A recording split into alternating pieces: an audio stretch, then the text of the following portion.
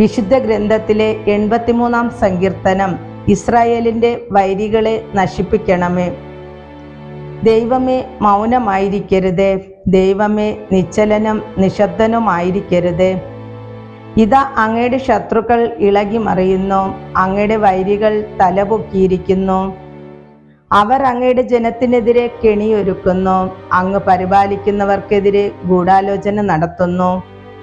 വരുവിൻ, ഈ ജനത മുഴുവനെയും നമുക്ക് തുടച്ചു മാറ്റാം.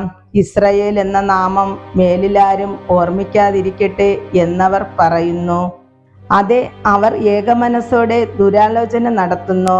അങ്ങേക്കെതിരെ അവർ സഖ്യമുണ്ടാക്കുന്നു. ഏദോം, ഇസ്മായേല്യർ, മോവാബ്, ഹഗ്രിയർ, ഹേബൽ, അമ്മോൻ, അമലെക്, ടൈർ നിവാസികളടക്കം ഫിലിസ്ത്യർ എന്നിവർ ഒത്തുചേർന്നു.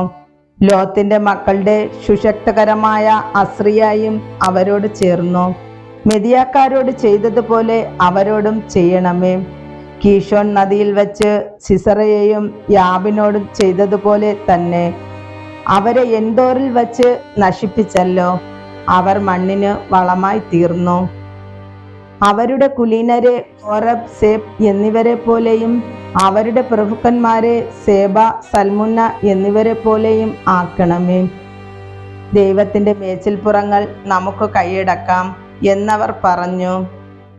എന്റെ ദൈവമേ, അവരെ ചുഴലിൽ കാറ്റിൽ പറക്കുന്ന പൊടി പോലെയും കാറ്റത്തു പാറുന്ന പതിരു പോലെയും ആക്കണമേ. അഗ്നിവനത്തെ വിഴുങ്ങുന്നത് പോലെയും തീജ്വാലകൾ മലകളെ ദഹിപ്പിക്കുന്നത് പോലെയും അങ്ങയുടെ കൊടുങ്കാറ്റുകൊണ്ട് അവരെ പിന്തുടരണമേ. അങ്ങയുടെ ചുഴലിക്കാറ്റുകൊണ്ട് അവരെ പരിഭ്രമിപ്പിക്കണമേ.